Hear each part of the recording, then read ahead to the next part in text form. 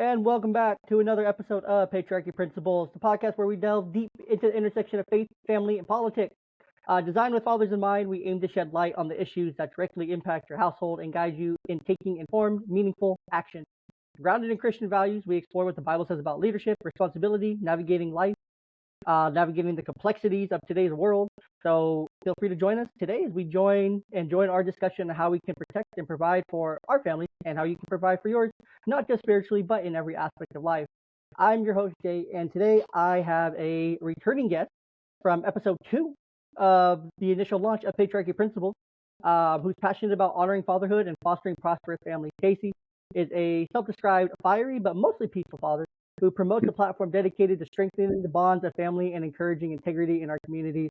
In today's episode, we're going to explore the philosophy of thriving regardless of political outcomes, the importance of loving our enemies, and ways to encourage integrity in a divided world. We'll also discuss the perceived division promoted by the mainstream media, the idea of implementing regulations on media outlets, and how to help others recognize potential manipulation by media narratives. If we get into all that, fantastic. If not, we'll do it again. Additionally, we'll dive into the concept of, this is something I wanted to kind of talk to you about, reviewing FDR's old school fireside chats, but in modern times, as that means a fostering of accountability and open dialogue. So without further ado, Casey, welcome back to the show. Thanks for having me. I'm so grateful to be back, especially with the way the winds are blowing. Glad to be back. True. So this is the first recorded episode post-election, and Trump won the election. As we know, he won the electoral college in a landslide, 312 to something a lot lower than that, 228 and 226, 228, something like that. And he won the popular vote by 7 million, 7 million, which is crazy. And we know Republicans kept the House majority. We took back the Senate. Trump has been appointing his cabinet left, right, and center. And it looks really exciting and really promising.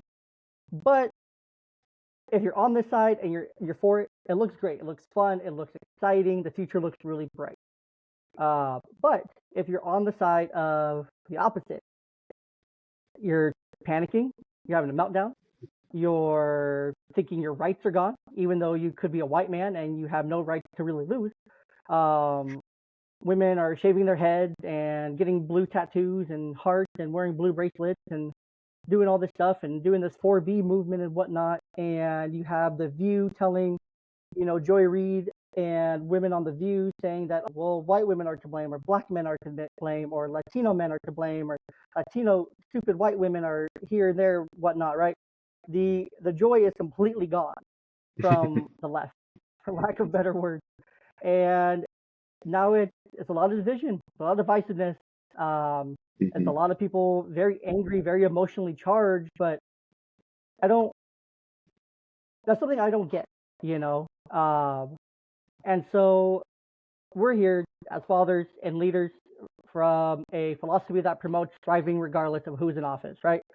We survived the last 4 years. We survived the 4 years before that. We survived the 4 years before that. Yada, yada, yada, yada, right? We all survived. It's all okay, first and foremost. So let's get that out of the way. If you're freaking out, you're losing your mind, you're shit posting on Instagram about MAGA and Republicans or vice versa, if you're shit posting about Democrats and whatnot, stop. That's not helping anybody. That's not doing anyone any favors. And I'm just kind of unloading and brain dumping here, so pardon me. But it's gonna be okay. There's only so much. We can't really control a lot that happens at the federal level, right?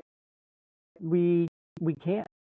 And so there's a role in this that comes down to loving our enemies and encouraging integrity to play in this approach. So what can we do, from your perspective, Casey, to love our enemies through this time, this transition time that we're in?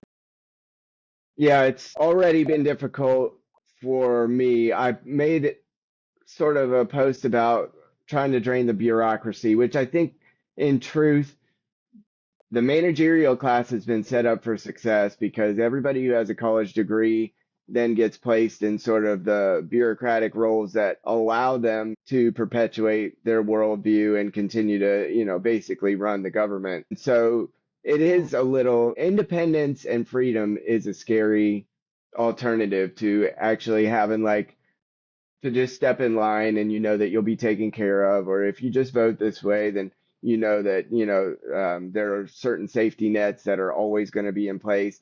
And freedom, liberty is a scary concept. It is more difficult, inherently more difficult, and that is actually why it's better for humans because we thrive under conditions of challenge. And when we have to sharpen ourselves and each other, we end up being stronger for it, and ultimately the results are better. That's the entrepreneurial spirit that's been present in our country. But I've been called one of the bad guys from World War II just for posting about that bureaucracy and being somewhat excited about seeing what can be done about it. And so I thought that that was a pretty benign post. I thought that that was, probably going to go by because I really tried not to divide with what my political views are, but it's been inherently divisive because Marxism, really, the French Revolution came up against the American Revolution in our current, Marxist or the deep state versus sort of liberty and the American founding. So the French Revolution was largely centered on secularism and the church being cast out of, the polity or being cast out of political power. And the American Revolution said we want to be able to integrate whatever our view of God is into the polity and into political power. And so the two are coming up against each other. And that's why there's been so much talk about like civil division or even potentially civil war, because those two revolutions are really still at play 250 years later, one happening in 1776 and one in like 1789, just paralleled each other. And now we were parallel for 200 years and now we're running more into course with one another. So I've tried my best to understand the philosophy that worldview has brought to the table and why is it seen as superior to people that maybe are entrenched in it, in order that I can sort of give them the idea, the foundation of their worldview. And if I can help educate people about where that came from, there's the possibility that people that aren't just completely entrenched in it will be able to get out of it. So I've been really trying to educate and help people understand this is where it came from, secularism versus really faith. And it ends up, I think it was St. Thomas Aquinas said all arguments are theological. We're really having a theological argument about which which side can win. Is it a side that's going to orient towards God or away from? And really, we've been inculcated with the secular worldview really since World War II. The post-war consensus is basically, everybody, we're all one mind, all one, country. Populism won this time because people see the fruit of that, and it hasn't been good. So I really think loving your neighbor is the best flex you can have. So if things did get really bad, or if God forbid anything happened that was civil unrest, that people like Rudyard Lynch have been talking about is likely, a historian and anthropologist, Rudyard Lynch. If that really kicked off, the best flex you can have is, do you have a good relationship with your neighbor? And really, that's the reason why Jesus said that that was one of the foremost ways that we can be an image bearer of God here on earth, is to have a good relationship with your neighbor. We bring not, I'm not trying to virtue signal, but we bring our neighbors eggs, even when they have political signs that don't represent our worldview. And we try to like, I bring my kids with me and I try to be a peacemaker, enjoy our relationship, even when it doesn't align politically. That used to be the type of America we lived in. And I think that's why normal people agreed on that polity for so long, is we could get along, so there was on The View too, the ladies talking about, not inviting your relatives to Thanksgiving if they voted one way or the other. Mm. And that is just simply has to go, and it's not just because Yeah. we won. If Kamala had won, or even if things get worse between now and Christmas, that's not going to change who I invite to Christmas. Let's get back to some ability to sort of live and let live. You know, if my neighbor has a rooster, which I know is against the code in our city where we live, I am not going to go and try to attempt to do something about that just because I can, because I believe in freedom and I believe that, you know, interventionism it has led to this point.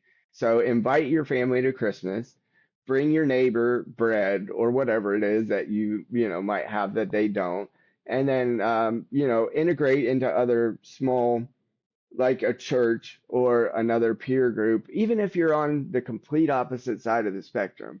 I encourage them to join groups that are acting civilly in a way to forward their worldview, because you'll learn a lot more about it and you'll have at least those peer to peer relationships that aren't just based on the internet. Because, quite frankly, touching grass goes a long way in being able to remain civil, because reality, the truth is undefeated. If you go outside, you'll see a little bit more about what that looks like. Yeah, no, I agree. That whole narrative of don't invite certain people to Thanksgiving, or don't go and interact with your Trump supporting family and whatnot, or cut them off and don't talk to them. Like, if you're if you're falling for that and you're listening to that and you're like, oh yeah, that's a great idea. I'm sorry. Reevaluate. Pause. Like, seriously, pause. Because what you've gone to Thanksgiving with these people for how many years up to this point? You went to Thanksgiving during with them probably the last Trump administration, but all of a sudden Right. now you're like, oh, okay, I'm gonna back off from interacting with you. Like, why are we like why are so many people able to just, like, feed in to these narratives so easily? Like, there's this there's this part of it too that goes back to how I've said so many times in the past on so many different episodes, is that we don't have we stopped having these conversations so long ago. We stopped Yeah. having conversations about politics and faith and family and different views and whatnot, and everyone just, started sitting in echo chambers and whatnot around them, and being in circles that fit with them, and told, like, okay, only interact with people who share like views in you, and blah blah blah blah, all that bullshit. So then we stopped having challenging conversations. There was more and more pressure put on by the media to everyone think the same, everyone be the same. If you're not with me, you're I against me, think, kind of thing. That mentality. sure. I think it's largely because when your worldview is built on a house of cards, anytime that you come under threat of that being assailed, it's easy for it to just get blown over. And so I do think the more that you found your philosophy on untruth or things that are, only marginally true, the easier it is to get blown over. And they know that. So you can't allow those types of ideas to the table. And you see it on college campuses where they don't allow certain types of speakers. They are truly afraid that their worldview will be assailed. And then, yeah, it's a painful thing to have to reassess or to turn course. And they certainly don't see that modeled by the leaders within the parties, either party. I love it. I would give any one of them a campaign donation if they could say, I made a mistake. And you don't hear it on one particular side, and I don't want to just push, that one side's right and the other one is wrong, because it's complicated. But JD Vance, to Yeah. his utmost credit, from my state of Ohio, and a guy I've met a few times, he's very kind, magnanimous, sort of a quiet dude in real life, not like bombastic or anything. And I think you saw that in the debate. But when he gets He was continually asked very about his thoughts on quietly. Trump, yeah, the VP debate, he was very gracious, I thought. But when he gets asked about Trump and what he said in 2016, he's able to say, like, I was wrong, basically, and I'm not saying Trump is the coup de grace of what we should be after in our political leaders, but JD Vance, to his credit, was able to say, I was wrong. And that is rare in politics. And I want someone to tell me that when they said I needed to be vaxxed in order to be able to provide for my family, that you should be able to tell me now that that was the wrong thing to do. But God help me, even Fauci, I don't know who keeps inviting this gremlin back on TV, but he was on TV a couple days ago saying It was the right thing to do at the time. Schools shutting down schools was the right thing to do at the time. I cannot just tell Not me you were wrong. That would terrible. go a long way. We're only a few years out of it now, so we're not going to see the lasting effects of what happened Correct. during COVID for another like 10 years, right? When all those school-age children are now out of school. Right. The older kids were okay. The older kids were okay. But the younger kids who were really impacted by it, that had to wear a mask, that Yep. had to go to school wearing a mask, went off to eat lunch. Like, did no teachers think that was fucking crazy? To be like, well, we're gonna send all these kids to lunch, and the lunch we're gonna sit them in class. If they have to get water, take off your mask. If you have to eat food, take off your mask. If you're gonna go to lunch, take off your mask, put it back on, go outside, take it off, up to you, kind of thing. Like, how did we not see that was like so idiotic? Like And the same it's the people who were like, blah blah inversion. preaching about it. Yeah, it's It's like an these weird inversion of what paradoxes. we should be doing as a parent because we're asking them to protect us. We're asking the kids to put on a mask to protect us. And it is completely antithetical to being a good dad, being even a good teacher, regardless of whether you have kids or not. It's a really sad situation. But all I'm looking for is somebody to be able to say they were wrong. And so for the lesson to us as people that are trying to make this philosophy something that everyone can accept or at least see the benefit in. It's up to us to be able to say when we were wrong.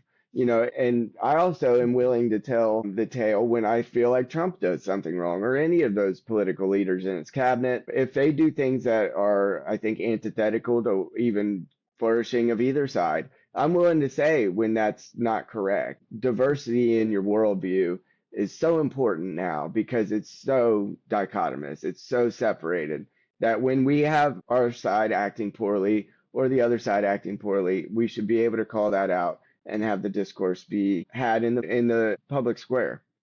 It's just almost impossible now. No one wants to admit when they're wrong, and mainstream media definitely never wants to admit when they're wrong and retract or go everything. But then they just spin the news cycle a little bit faster, a little bit quicker, right? They don't want to go back and apologize for saying, "Oh yeah, I wish that bullet didn't miss him," kind of thing. No one Right. wants to go. No one's going to go back and apologize for that. None of them. A lot of them Well, said and none of them are going to go back they and have apologize for audience that. capture So too. Yeah, their audience demands it almost. So if you said, well, I shouldn't have said that I wish the bullet didn't miss, then you'd lose, the 30% of radicals that are remaining in that audience. But mainstream media is dead. They've lost 40 to 70% viewership on every show on CNN and MSNBC over the last 2 weeks. the biggest election parties, people were watching were independent podcasts. People were Hmm. more so watching independent podcasts, independent stuff. PBD and others. I watched PBD. I wasn't sure who else was on, but I watched the PBD broadcast, and it was very entertaining. It was a lot of fun. Hmm. Just how they did it. It was way better than watching Fox and just watching the Fox News pundits and the decision desk and that BS. And it was just bleh. It was so boring to watch other stuff. But PBDs was actually a lot of fun. It was very entertaining. Um, so what happens if people are saying, oh well, what happens if Trump is to implement really strict regulations on media outlets, like very strict regulations, to where they actually have to, they don't get the pharmaceutical ad dollars. They don't get the ad dollars from these third parties that are trying to create a certain narrative. Is Are people going to view that as like overstepping? You think, or as like a Big Brother move? Hmm. Are like, what are your thoughts on this? Because for me, I fully believe it's necessary. It's a necessary step to get some of that stuff off of TV. Yeah. Like, I don't want to be watching a football game and with my kids, or watching just like a show on Paramount Plus and then see a drug commercial come on. It's just Right. rattling off, kind of thing. Like, half the time, those medicines don't even work for what they're supposed to work for. They're just pushed, they're Correct. paid, they're bought ad space, right? And I don't want to see that during the Super Bowl. I want to see Doritos. I want to see Pepsi. And that's a whole nother conversation with the health and whatnot and the food. But I Hmm. want to see like funny commercials. I don't want to see like drug commercials. Like Netflix last night was fantastic with the Paul Tyson fight. Tyson. The fight Yeah. itself sucked, but the fight itself was terrible. But there was no like, they advertise like their own products, right? They advertise like movies and shows and like different things coming to like Netflix and football and things like that. Like, they advertise like their specific product. And so it was like, oh, that's actually kind of cool. Oh, that's actually kind of cool. Oh, I didn't know that Netflix was doing Christmas Day football. Like this was the way they marketed their own stuff was really cool. Like that's how it should be. Like if I'm watching football, I want to see football related ads or Mhm. in that ballpark. I don't want to see ads about pharmaceutical drugs and things like that. So, but do you think it's a necessary step to ensure accurate information, or do you feel like it infringes on people's freedom? Well, so Trump and the Republicans have, even in his first term, and really ever since probably Reagan, they've declined to utilize political power in order to push forward their agenda. And we've seen some of the fruit of that in the electoral losses that they've taken so many times consecutively. And your point about the pharmaceutical industry, absolutely, even on Fox News, of course, their viewership is probably pretty ancient in terms of their demographics. So they're advertising everything about pharmaceuticals. And so when the pharmaceutical companies are paying the bills, you can expect that that will frame what information gets out there on those outlets. And so the internet is the Mm-hmm. printing press of the modern era. And when the printing press came out, the people in power flipped their wig because it was now possible for the plebes to be able to get the same information and same access to scripture and other literature that the people in power could have. And now, instead of being the recipient of any information, which we still are that, we are now the producers of the information, just like it was back in the day with the printing press. So now, those who remained in power during that time began to try to constrict any revolution because that's just what an organism does when it's under threat. So I could expect that as we begin to utilize political power to try to push, what's true and right, and for most of human history was normal, I do expect there to be major backlash. Now, the media companies, like mainstream media, may not have the power to push that to save themselves because no one in even my age demographic or lower is going to all of a sudden become a mainstream media TV viewer. It's just impossible. So their ship has Yeah. sailed. But I do expect, the radicalism that you saw in this election cycle was a product of that because they're being constricted. So they had to continue to turn up the temperature in order to reserve, the fear in people that would cause them to continue to watch.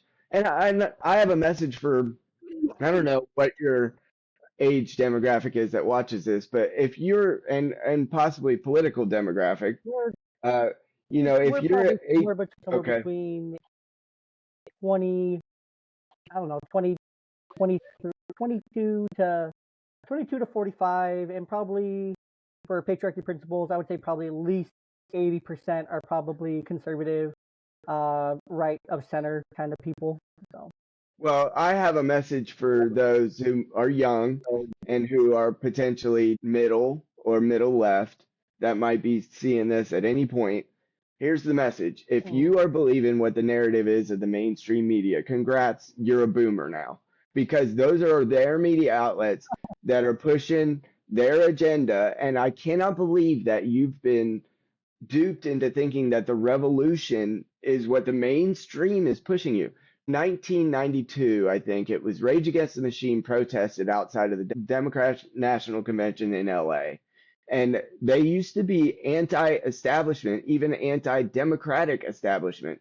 Now Rage Against the Machine is the democratic establishment. It's so sad to me. Like we've it's fought, I was but it's on the left then, I fought against the yeah, establishment. How did we get so fooled into thinking that the mainstream media is the revolution? It's not. It is the establishment. and that's the thing too, right? That's the thing is that we now have seen a full switch Yeah. in the political parties to now where the right or the left really did used to be that unity, the peace party, the Mm-hmm. anti-war, and all the everything, right? The anti all the things, right? Everything. They didn't want war. They wanted peace. They wanted love. They wanted prosperity. They wanted a strong middle class. All those things, right? That was the left for so long. But then, when did this change? I I'm probably too young to know when it actually changed. But '92, if that was still it had to change. Sometime in between 96 and 2001, Right. honestly. And since 2001, since '01, since 9/11. And, that's something I'm really excited about personally because I love a good conspiracy. But I'm really Mm-hmm. excited to see the 9/11 files come out. I'm really excited to Hmm. see the Sandy Hook files come out. I'm really excited to see the Epstein list, the Black Book, the Diddy list, all these Yeah, like things that have been covered up for so long come out because Tulsi, national intelligence, she's gonna release that shit day one. I Second she hope. gets appointed, she's gonna say release the damn list. Could there is the possibility though in this that some of that could come out to hurt Trump. It could come out to hurt him because he's been around for so long. He's had so many ties. Hmm. Maybe he paid someone once to do something, or someone asked him for $1,000, and then the person took that $1,000 and went to Epstein's Island or whatever kind of thing. Like, it could have been one of those paper transactions or under the table transactions kind of thing. Like some of that could come out, could come back. There's a very real possibility. Do I really see it He's happen? been on the No. left. Uh, He was part of the that celebrity culture. So it's very possible, he was. but honestly, they dug and dug and dug to get to where they were pulling. He must have led a pretty clean life because they've tried everything, right? And honestly, for all those folks on those lists, they get anything they deserve, out of this is to suffer the consequences of sin and evil, because when you do Accountability. evil, all chickens come home to roost. And I have 9 chickens out back. Every night they come home, which means if you do dirt, it should come back to you. And honestly, a lot of these folks have been flying to Epstein Island for a long time, out of sight, out of mind. And that's part of what the internet, like the printing press, has been able to push forward. When Martin Luther nailed those 95 missives on the door of the church, which is kind of an allegory, but when he put out his 95 untruths that the Catholic Church had been pushing, it flipped the entirety of the culture on its head. And that's the same thing the internet is doing. Is all the people who've been the power brokers that controlled information, they no longer have it. So now I encourage everybody, everyone should be a creator because we are the media now. You are the new journalist. This is journalism. In comparison to what we've had, it's probably a much better onboarding for good ideas to have conversations in public. And we are the media now. And I'm not a big creator or anything, but I think even, my wife, God bless her, she's like a normal person. We're a good balance together. But, everyone should create so that the best ideas get put forward. That's why freedom of speech orients people to truth, because if you're a hater of a certain religion, or you're a hater, and we can all imagine, there's a lot of tension in the Middle East. If you are expressing racism or ethnocentrism against a certain population, that will be crushed in the public discourse. And that's why freedom of speech has been the one of the guiding principles of this country from the beginning, because it works, because good ideas come to the top, they rise to the top. And when the media attempts to squash ideas like they have for conservatism, then young men become interested because they're naturally rebellious. They want to know what's under the covers, because it seems like you're covering something up. So what am I missing? That's our nature. So they pushed everybody into this, like the Joe Rogans of the world. They pushed him. He's not a right winger, okay? The guy eats mushrooms and ayahuasca and all that stuff. He's not a right winger. They pushed him to our side to actually endorse Trump, which is insane, because they put everything under the covers for so long, including the Diddy stuff and all that. When it comes out, they get what they deserve, but they made the curiosity, they pushed the curiosity to our side because of that. Yeah. Well, and look at who else left. Tulsi was a Democrat. Elon was a Democrat. They literally had RFK Jr. They literally had a Kennedy waiting in the wings that could have taken, the ship from Obama versus Hmm. Biden. That could have been installed as a VP and whatnot. But no, let's pass up on this Kennedy dude who the Kennedy Democrats are still very much alive. Like we'll be able to capture these Kennedy Democrats and keep the Kennedy Democrats going for another, 20 years if we can get him. No, now all those Kennedy people flip because Kennedy flipped. And there's part of this to where we have to encourage a little thing called critical thinking. And that's really the only way that we can help someone realize that they might be being manipulated by mainstream media narratives. But again, we don't promote critical thinking and we don't promote discernment. Just normally, it's not normalized. Like, why are those two things not normalized? So I have 6 things. I posted this on Twitter on the 12th. So I posted this like 4 days ago on Twitter, on X, sorry. And I posted, I seriously wonder how often the average person does any of the following when it comes to news and information from the mainstream media. 1, research further. 2, fact check. 3, ask any question. Just question at all. At all. 4, ask why. 5, and this is the goes back to the I don't know the name of this. You might know, but it's like where all the media sounds the same. There's like a whole thing to where all the media agree to sound the same, or I don't remember what that's called. But does the average person ever start to think, wow, this all kind of sounds the same? Like all these people all kind of are saying the same thing, versus yeah, you're saying it, yeah, you're saying it, yeah, you're saying it now too. Like, yeah, look at all of us. Like, no, that I don't remember what that's called, but there's a name for it, and it's legit across the media companies. And then the last one here, 6, wonders about the whole clip, right? I want to see the whole context, the whole thing, versus just this little 30-second, 25-second, 10-second soundbite that is going to get me fired up. That was probably edited, manipulated in some way, shape, or form. So if we did those 6 things, if the average person could do 2 to 1 to 6, all 6 of those things, I really don't think we would be in this situation with the mainstream media. I think the mainstream media would have lost their power a long time ago. But what I really want to know what the name of that fucking thing is when it comes to like all the media sounding the same. There's a whole name for it. Candace Owens broke it down, and it was really good. I don't remember what it's called though, but like if we would start doing that, right? If everyone started doing that today, young or old, Republican or Democrat, start doing those 6 things. Maybe do a little research. The good part is we also, I would like to add number 7 is probably follow the money or the incentive structure. Yeah.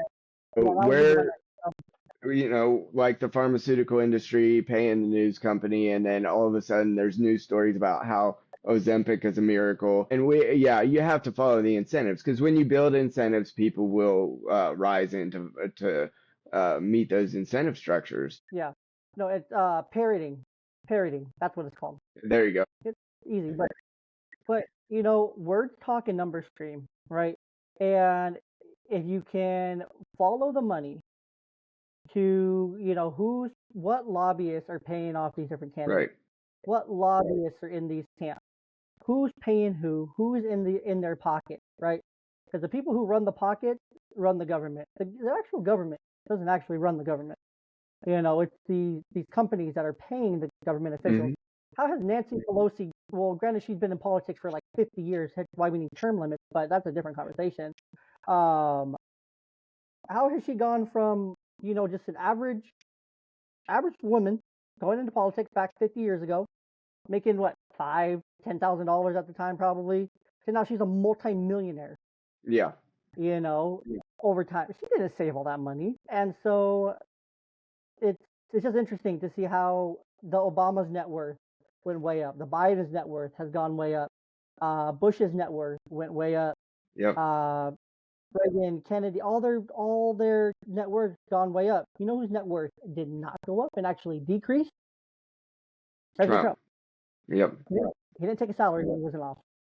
Could have. Ron DeSantis is also only a 6-figure net worth, which is, commendable, because they can definitely, that's part of the incentive structure that's built into becoming a politician, is you get all those side gigs, putting it kindly, or, you understand where the government, because now that it's such a leviathan, the government spending is such a leviathan, that when you have policy that affects that, it turns the Titanic toward, some certain industry. Nancy Pelosi can just juice the rails of her own pocketbooks because she knows that the leviathan's coming for, whatever electric car industry or whatever it happened to be at the time. If we took Mhm. the Leviathans and made it like maybe a little snake or even a brood of snakes, I would take a brood of vipers over the Leviathan that it currently is. And if we can reduce and cut, and that's why Elon, and I really believe in Vivek Ramaswamy. I would have probably I do voted too. for I him really,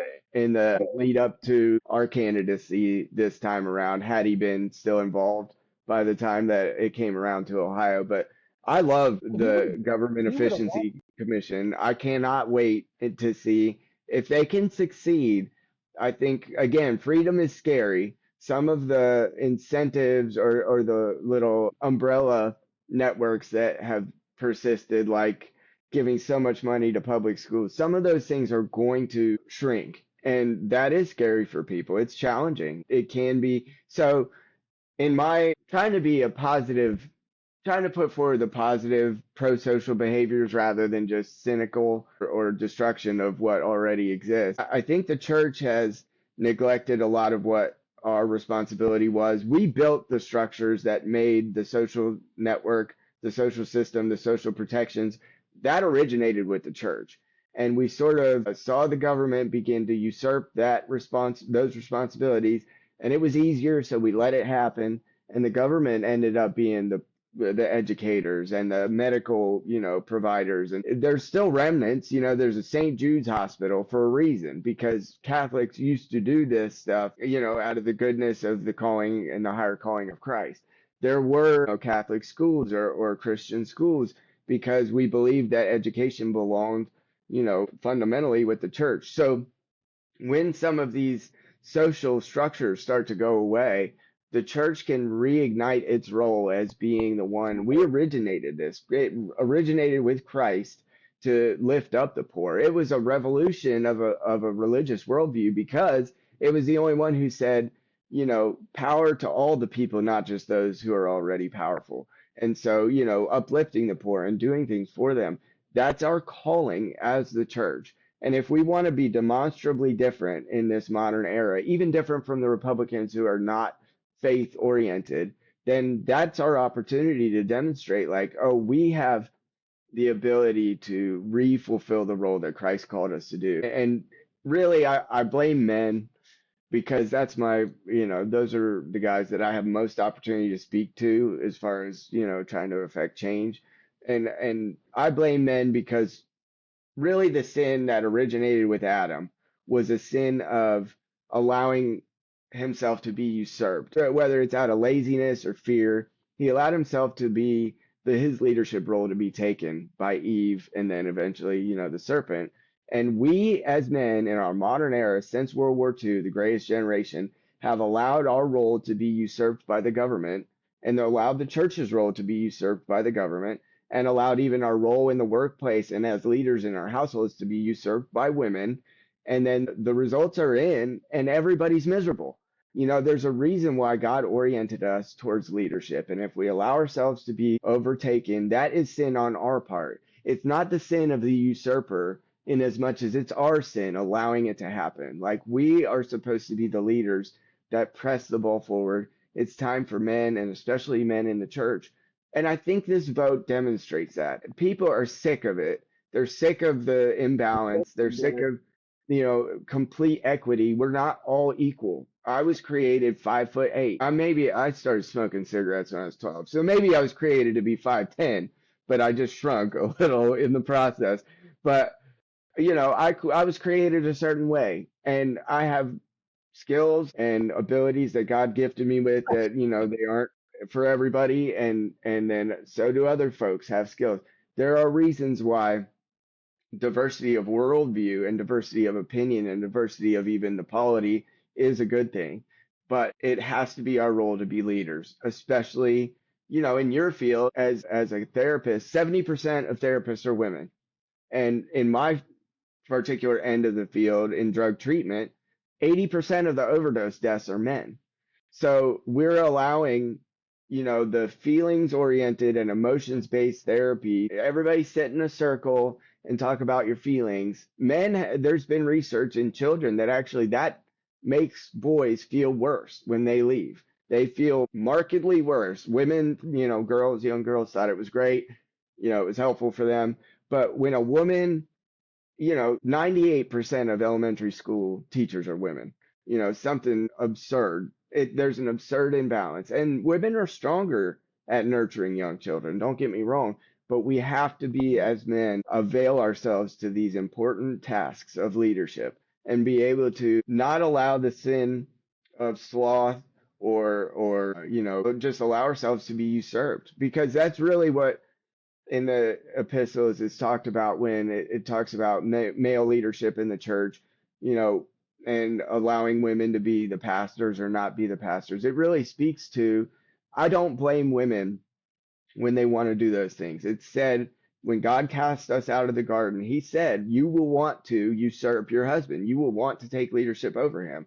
So it's not, and when we allow it to happen, that is our fault. And I'm not certainly going to discourage my wife from taking any leadership role on that I think is that she's better at. Like with our finances, she's abundantly better at that. She can lead in that front. That's why marriage is so important and valuable, because we balance each other out.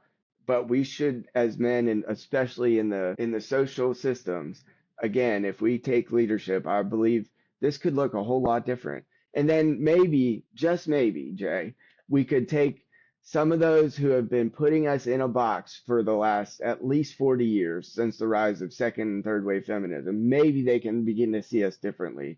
Like there isn't a garbage worker who gets up at 4 in the morning to go pick up trash who's thinking about his place in the patriarchy and where he's going to go oppress somebody. He's picking up your garbage, bro. Like he's not trying to oppress the woman who lives in the house. He's serving you. Like he wants to serve you. He's probably happy, right? He's probably happy. He's probably so happy. He gets up, he goes to work, picks up the trash, drives around town, probably waves at the same people, probably gets a lot of really friendly waves, and, has some really good days, and he's probably so happy. He's home by, 1, 2 o'clock maybe, depending on the day, working Right. at 10, and gets to go home, take a shower, go pick up his kids, relax, chill, hang out with his family, and then do it all again the next day. Like he's probably so happy. The simple life, the simplicity of life is so beautiful, right? Yeah. Being able to take on that simplicity, so beautiful. And just know that, you're in control of what you can control. That garbage man knows he's in control of picking up your trash, not picking up your trash. That's what he's in control of. That's it. That's his whole job. What are you in control of as an individual? Not asking you, Casey, but we are all in control of what we can control. And so if we're talking about leadership and, doing things that we can control, you can do very little to control the federal level. Like I said earlier, do very little.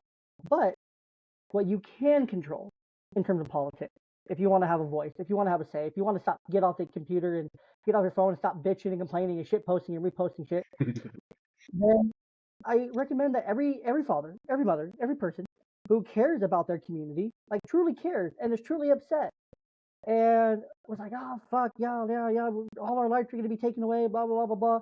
You're white, you're white, your rights aren't going anywhere. Maybe some of your privileges, but your rights aren't going anywhere. People's basic human rights aren't going anywhere. Those are built into the Constitution. The Constitution's not going anywhere. The Right. Declaration of Independence isn't anywhere. Like these things aren't going anywhere. Like chill. Maybe some of the programs that are overfunded or whatnot are going to go away.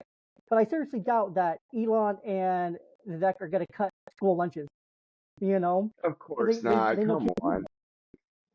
those. Of course They're not not. going to cut. Yeah, Like Social Security is not going to be cut, right? Like these things aren't going to be cut because they realize people need those. They understand, and I've heard Vivek Ramaswamy talk about this specifically. Like it would take so much more. Like it's impossible to cut these nanny state programs, but there is a need for reform within the nanny state. I think we yeah, talked about that before, but there's a need for reform in the nanny state. But that's a whole other thing. That's going to take generations. That's going to take literally Vivek or JD Vance and Tulsi Gabbard, having a run over the next, 3 decades of Republican leadership. If it's my dream scenario, it's Vance and Vivek for the next 8 years after Trump, and then it's absolutely. Tulsi and then it's Vivek and Tulsi for 8 years, and then it's Tulsi and whoever else for 8 years after that for the next 24 years. That would be amazing. plus the next 28 years. That's how long it would take to get off that anything. That's how long it's going to take us to get out of the intense bureaucracy. The Elon and Vivek are only given 2 years. But I think the beautiful thing about them being in their position with the Doge is that they're billionaires already. They have nothing to gain from being in politics, right? Nothing. Right. Nothing to gain. But they have everything to lose. Yeah. But they have nothing to gain. They have everything to lose by doing it. Why would someone do that if they didn't know there was something real here? Absolutely. Right? No one would do that. So, but that's always going back to my other point. You know, if you're a person who cares about your community, go get involved. Go get involved. City council, attend school board meetings, do something to make an impact at the local level. Go volunteer at your kids' elementary school. Go volunteer at the high school. Become a coach. Go do something impactful. Go volunteer at church. Go do something. Go do something. Stop sitting around bitching and complaining. Because if you're just going to sit around, bitch and complain, that's second to only not voting. Is if you voted and then you're just going to bitch and complain about it, and you're not going to go and do anything, take action. Opposed to, you know, you can complain about all you want that what's happening at the federal level. Trump has already said there's going to be no federal ban on abortion. He supports it in cases of life of the mother, incest, and rape. He, you know, there's not going to be these things that the mainstream media. So stop listening to the mainstream media. You have no control over the mainstream media, but you do have control over your own mind. And those 7 things you mentioned earlier, you know, ask questions, do some research, talk to people, talk to other people, you know, do these things to I don't know, use your critical thinking skills, have a brain, use that brain. God gave you a brain. God gave you all of us a big, beautiful brain for us to use, and to promote this critical thinking and to discernment. He's given us accountability and agency too. He's given us agency to make our own choices. We're free to make our own choices. Does that mean that all our choices we make are right? No, absolutely not. I'm not perfect. Casey's not perfect. You're not perfect listening to this. I guarantee it. Like, I'll bet $100 on that. Like, whoever's listening to this is not perfect. And I'll win that bet 100% of the time, unless I'm talking to Jesus, and I just lost $100. But other than that, you know, think critically, discern, use your brain, do the things that you can do and focus on what you can control. And so, yeah, that's my soapbox there. But the last thing I want to talk about here is this idea. We're talking about communication. We're talking about leadership. We're talking about things. FDR had fireside chats, right? These things were amazing. They were a great time. It was when FDR was in control of the media and he could, you know, talk to the people. Now we have independent podcasts. We have Rogan. We have the Rogans, and we have the Sean Ryans, and we have the Theo Vaughns, and we have unfortunately, we have the Call Her Daddies, and we have all these great podcasts, right? We have all these great podcasts that are more than welcome and to Tulsi and to Vivek and to Charlie and to all these people, right? The whole cabinet. You know, I'm sure Joe Rogan wanted to, and if his whole cabinet was like, hey, we want to just do a bunch of interviews over the next week of the entire cabinet. That would be like, sweet. We just want you to sit down with every single. Okay, exactly. See, exactly. So the modern version of these chats is sit down. And that's something like Trump going on. And I know Trump, he'll find the time to go on Rogan for 2-3 hours, or he'll have Vance go on Rogan for 2-3 hours between them, every other month kind of thing, going on Trump or Vance going on Rogan, or going on Theo, or going on wherever, or multiple.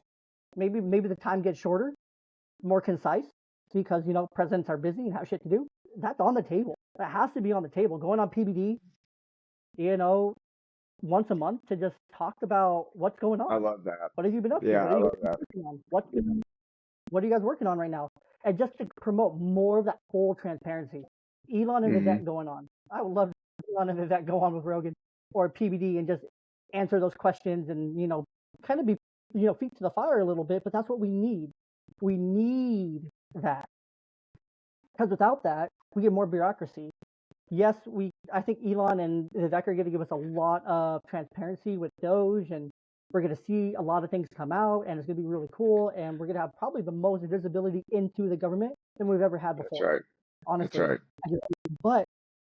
But just imagine if Trump and Vance together even go on Rogan once a month, or go on PBD once a month, or something. They go on one of these big podcasts once a month and just talk about what's going on. What are they seeing? what's kind of the demographic, what are they struggling with kind of thing, where do they need people's support. And then come midterms, right? They've been doing that for 2 years up to the midterms in 26. And now it's like, well, this person's leaving in Washington. People listening in Washington, now's your chance. Or people listening in Ohio, Vance, talking straight to people of Ohio. Hey, I'm right here on this podcast. We have the midterms coming up, and I really want to. I fully endorse so and so for re-election, or I fully endorse so and so for election. That shifts the whole vote. That shifts those next 2 years to be not easier, but more aligned, right? Mm-hmm. Or then it's Trump and Vance also on the other end of that conversation to say, hey, Rogan brings up, hey, people really don't like, or people are really struggling with understanding what the Doge is doing, or people are really unhappy. I put a poll on Twitter, and people are really unhappy about yada yada yada. What are you guys doing to fix it, kind of thing. Again, it's that two-way accountability. Because Rogan's going to do that. PBD is going to do that. The best part about Trump is that if he has no other master skill probably than this, he can read the temperature, even during like a town hall that he does. He'll do really well at adjusting, and he probably is more concerned about the will and the desires of the people than what an ordinary politician would have been. And so I do think he makes plans, in accordance with what he hears. And he loves being on camera. So I don't think, had he just condensed some of his other media stuff, throughout a typical month, he could go on Rogan, or he could go on, one of these PBD, or one that's more main left. But there's a reason why Don Lemon isn't a successful journalist anymore. There's a reason why, Rachel Maddow's probably the poster child. There's a reason why she gets less views than you probably will in the next 10 years, because she is on her way out. And so those left, the center left, I heard someone from the mainstream media say like, well, we just need to create a Rogan on our side, which he was on their side, but you can't create a Rogan. You can't create a Rogan. He is authentic. The reason why he's popular is because he's authentic.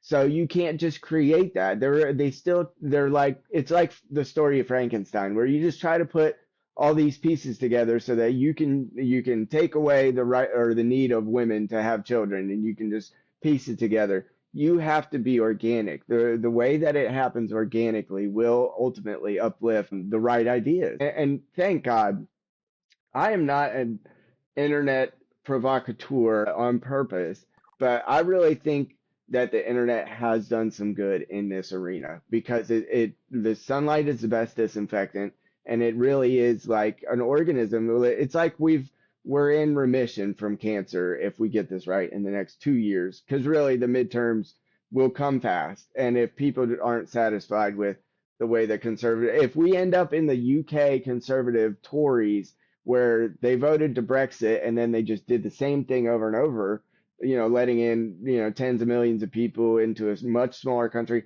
then we'll end up getting the same results they did, which is they just get booted out of office, even though nobody likes the other side either, so we have to accomplish. And that's part of what you were talking about initially, is Trump has to use the levers he can, because he's been mandated by the people to do so at this time. They gave him all branches of government.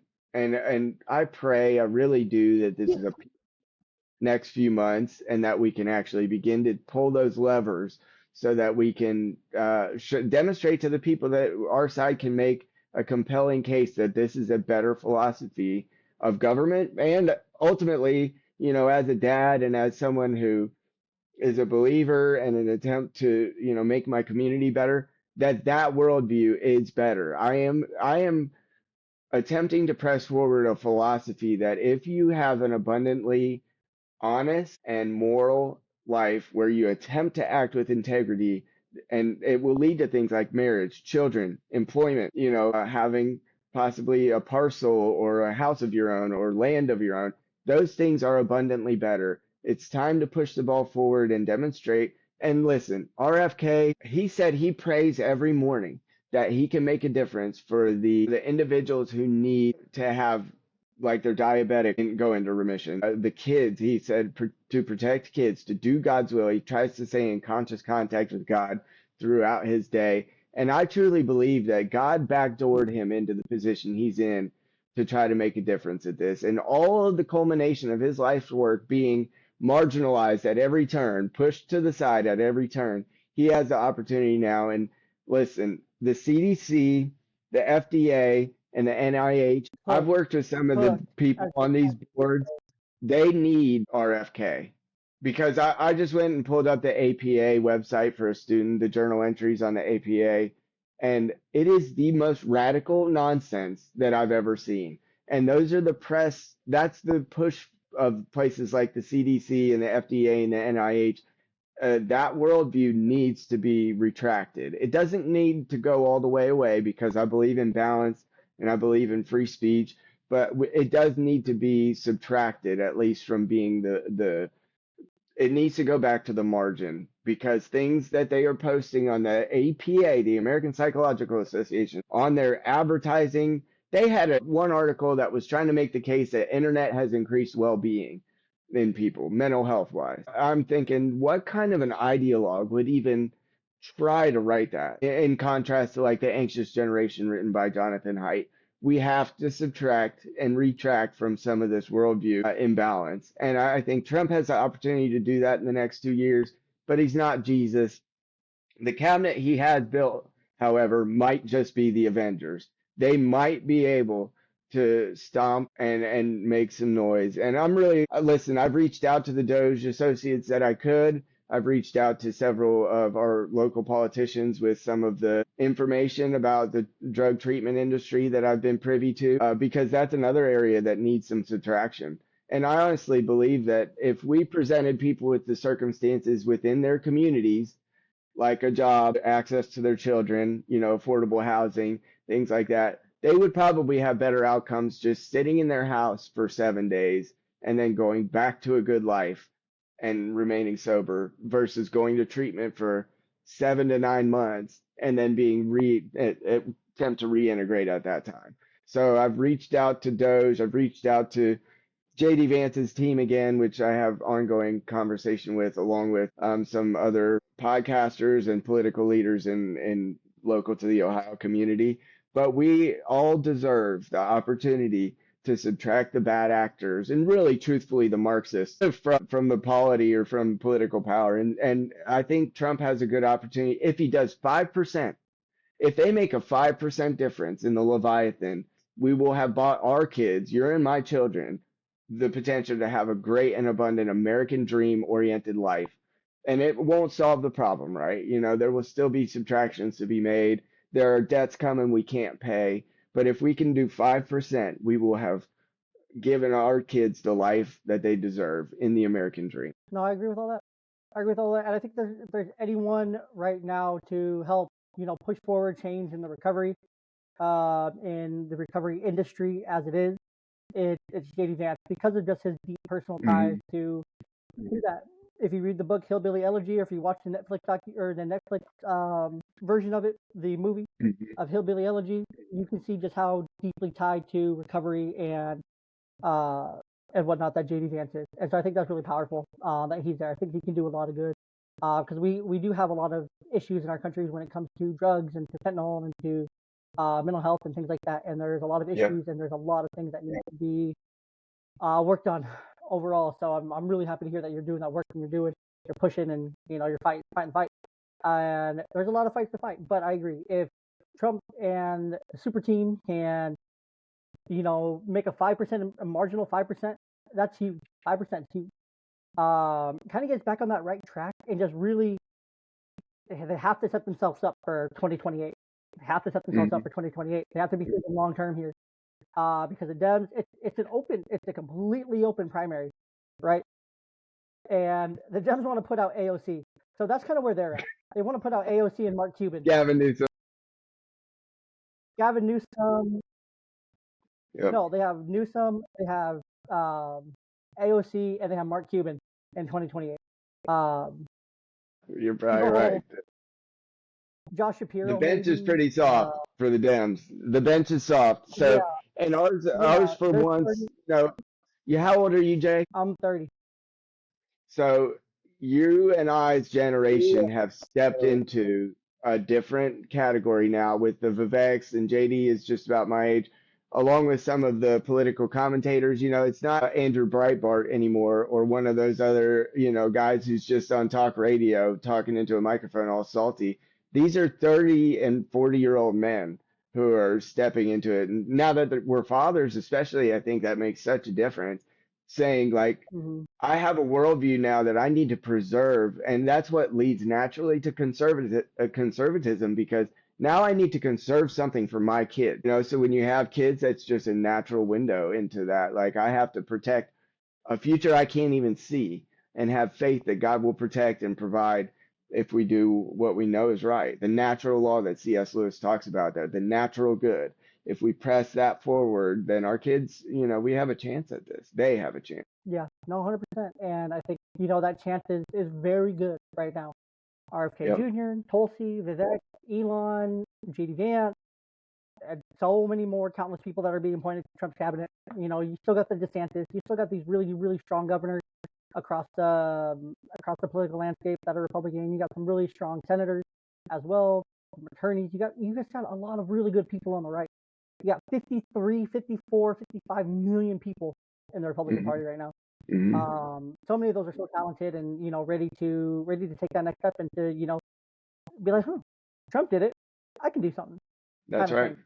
More grassroots people. I feel like the grassroots opportunity is now, which is why I highly encourage people, myself included, to do what they can do to make change. I don't see Mm-hmm. myself being in politics, doing politics.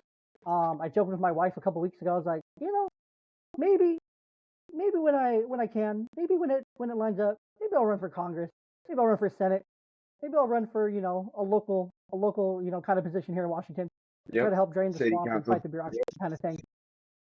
Something like that that I think would be really cool. It'd be really cool. So I can keep my day job, I can do that on the side and whatnot, and it's So I can possible to encourage work a a part-time little job. on that front. So, I think there's easy on ramp to this. So if you're depending on which party you want to do, just look up in your county. So I live in Warren County, Ohio. Warren County Republican Party, they usually have, their board of electors and things like that. And you can go on and see they probably have local meetings, gatherings, there are local agendas that they're trying to push forward. And it's really wise to go step into those. And I was involved more when I lived in the Dayton area, but there are gatherings of people, and most of the people who have political activity in the actual boards and politics and running for city council, they are usually retirement age. So I'm the youngest guy in the yeah, meeting. I'm bringing down the median age of the group by, 20 years. And they need us. They need us if we're going to do the right things moving forward. They need young men who still have juice left for the squeeze to be able to push this. So anybody who's listening who might be interested in running for office, look, Trump did it. He was a billionaire somehow connected with, average citizens. JD Vance went to Yale Law School, for goodness sakes. He's not your typical guy. So, but they can do it because they were non-politicians who just had common sense on their side. So look up your boards in the county you live in, see what the activity is. Maybe there's almost nothing, because if it's rural, there might only be a few seats that are even affected by your county. But look up what's going on in your county. Find the person who's organizing with your political action. So if it's Republican, there's always the person who's organizing campaigns and doing things like that behind the scenes. Find that person. It's usually a woman because they're just good at organizational they're skills just give it like that that. shit, man. They're just give it that They're shit. They're just awesome. give it that shit. I give a shout out. She for sure won't hear it, but I thank her apart from this too. But Missy May is the Grand Old Party, organizer in Dayton, in the Dayton area, and she's connected us. She's the one who got us to meet with JD. She's connected us, and just because she cares, and that's somebody who's got the time and the energy, and that's probably their job. So connect with those people and be able to ask them like, who's the city council member over my district? Do we even know that for real? Because if we don't, then that just demonstrates how little, actual agency we have. Because you might vote for a president every 4 years, but if you don't know the guy who tells you whether you can have chickens or not, in your backyard, that's a problem, right? We need to become more active because that really all politics is mostly local. And so you can see Hmm. why cities operate so poorly, in large urban areas because it's local. Those are mayoral and city council members. Those things are important. So let's reconnect with your local political party and see what's happening. You could probably make a difference there. Actually, I know you could because there's only a handful of people who want to do activity at that level. And I sat in the meetings because I was going to run for city council in the city before we moved, but we ended up, God convicted us to leave. So, I haven't like put together entirely what's going on down here, but it's important to know like how many city council members are there in your particular city where you live? There might be 7, there might be 12, or there might be more because they're usually done in districts. So, figure it out and go talk to the person who's over your district, see what they're about. Maybe you would be great at that, so give yourself the opportunity to step into the adventure and see what God has for you. And if you run and fail, like my good friend, he's a Democrat out in Nevada, Ryan Hampton, running for state representative. If you run and fail, he came really close. Good for you. You learn for the next time and you might be able to, oh, well, maybe there's a more local, level of politics that I should be interacting with or your school board. I don't send my kids to public school, but I would sure as heck go sit on that school board and try to affect how the children that live around me are being treated on a day-to-day basis in their school. So don't be afraid, man, to get involved. And ladies too, house just being a mom is some bull crap. You're not just a mom. C.S. Lewis said that's the job for which all other jobs exist. So go be a mom on the school board. They need you too. If you have kids and you have a good head on your shoulders, they for darn sure need you. So, step into it and take the adventure. It's the red pill, dude. You can either unplug and just you can plug into the matrix and just watch spicy material and play video games, or you can take the red pill and see where the adventure of freedom takes you. Yeah. And no, and that's a great adventure too. I love that perspective. If you can and you want to, go and see what happens. Because you never know. You never That's know right. what's the plan for you. You never know what that may lead to. You never know what change that could lead to. You never know where that could lead to. What change you could actually make. What God has banging around in that brain that He just hasn't opened up to you yet. For you to be able to do. So That's right. I fully endorse that. Fully endorse that right there. So, well, Casey, thank you so much for sharing with me, sharing your insights, your thoughts, your perspectives with me today. Your commitment to promoting fatherhood and integrity is truly inspiring. And I believe our listeners will take away valuable ideas, insight on how to navigate these complex times. Because they're very complex, but they're also very simple at the same time, right? Hmm. Very simple. Break it down, make it simple. We gave a 7-point sermon. It's very simple. Think critically, use some discernment, use your common sense, get involved, and yeah. For those who want to connect with Casey, learn more about his platform, connect more with him, I'll include those links in the show notes. But it's at Rumble Right Dad on Instagram, right? And YouTube, yeah. Cool. And X and everywhere else, And pretty YouTube much. and X and all the places. But we'll link those in the show notes, of course. So yeah, man, thank you so much for joining us on this episode of Patriarchy Principles. Remember, everyone, our listeners, as fathers, as leaders, it's our duty to foster environments of understanding, encourage critical thinking, imagine that, and promote unity within our homes and community. Let's continue to lead with integrity and with love, and also love our neighbors, even those we may disagree with. So if they have a Kamala and a Walls flag, still go and say hi to them, take them some cookies, do something nice for them. That's what Christ would do. He wouldn't care. He wouldn't care whose flags were. He would still love them, even though we may disagree with them, and strive for a society where every family can thrive. So until next time, stay steadfast in your faith. That's a mouthful. Cherish your families and keep leading by example.